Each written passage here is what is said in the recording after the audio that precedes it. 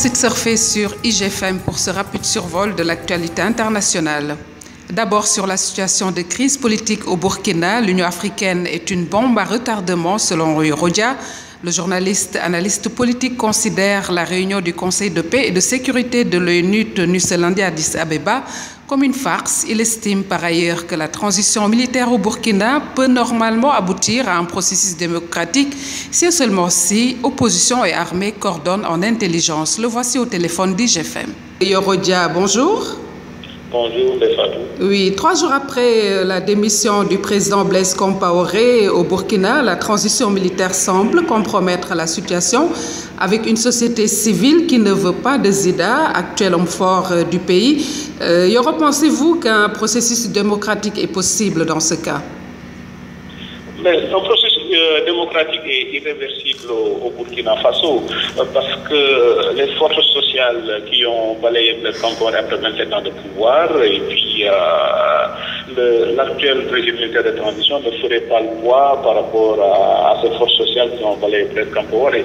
Et puis le monde a changé. Nous avons dépassé l'époque où les militaires sous forme de transition démocratique cherchaient tout à se maintenir au pouvoir parce qu'ils ont vu que ça n'a pas marché au Mali, ça n'a pas marché dans beaucoup de pays, ce qui fait que le régime, la transition démocratique est irréversible au Burkina Faso. Parce que pendant très longtemps, et puis il y avait le moteur de l'histoire, c'était la raison d'État. Donc les autres pays, l'opinion internationale fermait les yeux sous prétexte de raison d'État, on ne se mêle pas de l'intérêt de l'État, mais le monde a changé. Ceux qui ne l'ont pas compris complètement comparé, et puis ils iront dans les poubelles de l'histoire avec ce vieux monde. Quel que soit le régime de transition au Burkina, civil ou militaire, il sera obligé de respecter les délais impartis par les forces sociales. Oui, mais Washington ne semble pas être dans cette position puisqu'elle appelle l'armée à remettre le pouvoir aux civils.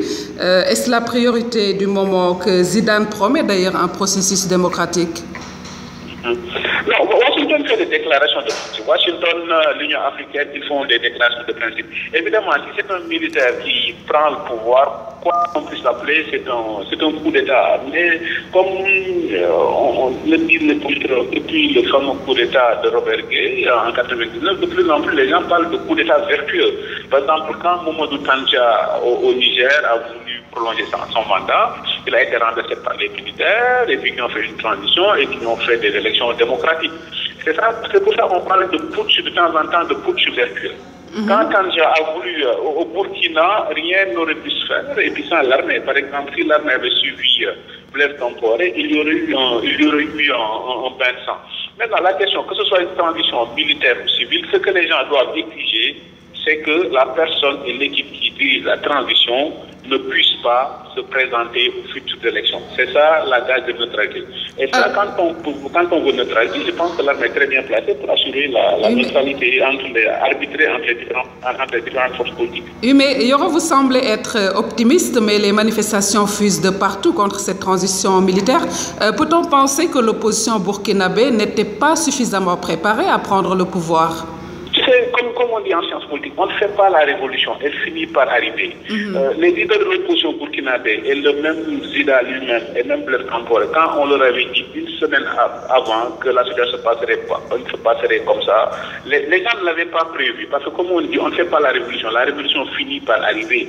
Blaise Compaoré est resté 27 ans au pouvoir, il y a une lame de fond. Ce qui s'est passé la dernière semaine, c'est un peu la phase terminale d'une longue lame de fond qu'il a balayée.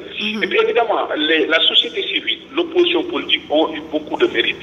Il faut que les gens maintiennent la vigilance et maintiennent la pression. Ce que je veux dire, que ce soit militaire ou civil, que la transition soit militaire ou civile, il faut que les gens maintiennent la pression pour qu'au bout d'un an, que les gens organisent les élections. On a besoin, en 3 mois, en 90 jours, on peut organiser des élections. En 6 mois, on peut organiser des élections. Donc il est impensable qu'au bout d'une année, que le régime de transition dise, oui, on n'a pas pu faire des élections, il faut qu'on reporte. Pour moi, c'est ça le combat aujourd'hui. Okay. C'est-à-dire mettre suffisamment de pression pour que que ce soit un civil ou bien un militaire qui dirige la transition, que ce soit uniquement la transition. Et la mission essentielle de la transition, c'est garantir les conditions pour que les Burkinabés puissent élire démocratiquement un nouveau président. D'accord. Une dernière question, Yoro. Le Conseil de paix et de sécurité de l'Union africaine se réunit ce lundi justement à Addis Abeba. Cela pourrait-il aboutir à quelque chose, hein? Mais non, personne ne prend au sérieux l'Union africaine. C'est ça qui est dramatique. Ah oui? Personne ne prend au sérieux l'Union africaine. Quand vous dites personne, la communauté internationale ou les Africains eux-mêmes? Non, mais personne. C'est ça le drame des organisations africaines. Personne ne les prend au sérieux. Quand Blaise Compaoré voulait faire son forcing, mais personne n'a entendu l'Union africaine. Si l'Union africaine avait pris ses responsabilités pour dire que l'Union africaine n'est pas d'accord avec les modifications constitutionnelles pour proroger les mandats et que tout président qui le ferait encourrait des sanctions, ne serait-ce que symbole de l'Union africaine, les gens réfléchiraient. Mais l'Union africaine observe toujours, attend qu'il y ait des événements pour après venir donner des leçons. Mais je pense que les bonnes résolutions, les bonnes recommandations de l'Union africaine, il faut que l'Union apprenne à les faire en amont. La même chose va probablement se passer au Togo, mais personne n'entend l'Union africaine. Mais on n'a jamais entendu l'Union africaine rappeler Blaise Compaoré. Alors, personne n'a jamais entendu l'Union africaine. Mais c'est trop facile maintenant que les Burkinabés ont pris leurs responsabilités, sont descendus dans la rue, ont réussi leur révolution, que l'Union africaine débarque pour le futur feuille de route. Enfin, c'est un peu le médecin avant la mort. Je pense que l'Union africaine n'a pas grand-chose à dire. Dire fermement à Blaise Compaoré que vous ne devez pas le faire. Faire une résolution pour montrer aux dirigeants africains que l'alternance est la respiration de la démocratie. Un régime politique à la démocratie à deux poumons, l'opposition et le pouvoir. Et l'alternance en est la respiration naturelle. Mais on n'a jamais entendu l'Union africaine sur cette question cruciale. Sur Ebola, l'Union africaine a mis presque 8 mois pour se prononcer sur Ebola. Comment voulez-vous qu'on les prenne au sérieux? D'accord, Yoro. Alors, www.gfm.sn vous remercie. C'est moi qui vous remercie. Je rappelle que vous êtes journaliste et analyste politique. Merci beaucoup. Au revoir. Toujours au Burkina Faso, 72 heures après la démission de Blaise Compaoré, la situation demeure en ce lundi 3 novembre. Aussi confuse que tendue, le chef militaire a d'emblée promis un processus démocratique associant toutes les forces vives de ce pays pauvre du Sahel, comptant quelques 17 millions d'habitants. Mais en restant flou sur les modalités de la transition, le président ghanéen John Dramani Mahama, qui dirige actuellement la CEDEAO, a appelé au dialogue et à la retenue pour éviter que la situation déjà précaire ne dégénère. Quant à l'ancien président du Burkina Faso, Blaise Compaoré, qui a démissionné vendredi après une journée d'émeutes, a trouvé refuge à Yamoussoukro, la capitale administrative ivoirienne, un anonymat complet dans l'une des résidences les plus prestigieuses de Côte d'Ivoire, le Giscardium, un surnom attribué au bâtiment car il fut inauguré par l'ancien président français Valéry Giscard d'Estaing lors de sa première visite officielle dans les années 1970. L'ancien putschiste et son épouse Chantal y ont posé leurs valises vendredi soir après une journée de voyage tourmenté. La veuve de Thomas Sankara relance, elle, le débat sur la mort de son époux. Samedi 1er novembre, RFI avait pu s'entretenir par téléphone avec Mariam Sankara, qui a confirmé être l'auteur d'une lettre datée de la veille et adressée au peuple burkinabé. Dans cette missive, l'ancienne première dame écrit, je cite, « Chers compatriotes, vous venez de remporter une victoire sans précédent par cette insurrection populaire en se référant à la révolution du 4 août 1983, soit l'arrivée au pouvoir de son époux. La jeunesse burkinabé a réhabilité Thomas Sankara. Mariam Sankara semble suivre l'évolution de l'insurrection burkinabé de près, d'où son appel à la vigilance. Je demande à tous les acteurs, tous ceux qui ont contribué au départ de Blaise, au changement d'être unis et vigilants afin que cette victoire aboutisse à des élections libres et transparentes.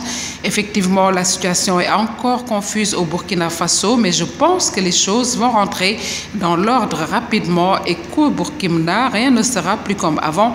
Jusqu'à présent, il y a des discussions, il y a le flou, c'est parce que le peuple a pris conscience de sa victoire. Donc, ça se passera dans l'intérêt du peuple comme le peuple le veut. Cela prendra le temps qu'il faut, mais j'ai confiance, dixit Madame Thomas Sankara. Enfin, sur l'Achoura, les musulmans chiites célèbrent depuis quelques jours l'événement qui culminera demain mardi. Rappelons que l'Achoura commémore le martyre de l'imam Hussein, petit-fils du prophète, tombé lors de la bataille de Kerbala en 680. L'Arabie saoudite ainsi que nombreux pays ont annoncé que le mois de Muharram 1436 a débuté samedi 25 octobre 2014. Par conséquent, le jour de l'Achoura 2014, qui correspond au 10e jour du premier mois de cette nouvelle année, et donc le lundi 3 novembre. Il s'agit d'un jour où il est conseillé de jeûner car sa récompense est énorme. Ainsi, le prophète Mohammed, paix et salut sur lui, a dit, je cite, Allah remet les péchés d'une année passée à quiconque jeûne le jour de l'Achoura. Aussi, jeûner le 9 et le 10e du mois Muharram, dimanche 2 et lundi 3, est la manière la plus conseillée selon le hadith du prophète Mohammed, paix et salut sur lui. Bonne fête d'Achoura et merci de surfer sur IGFM.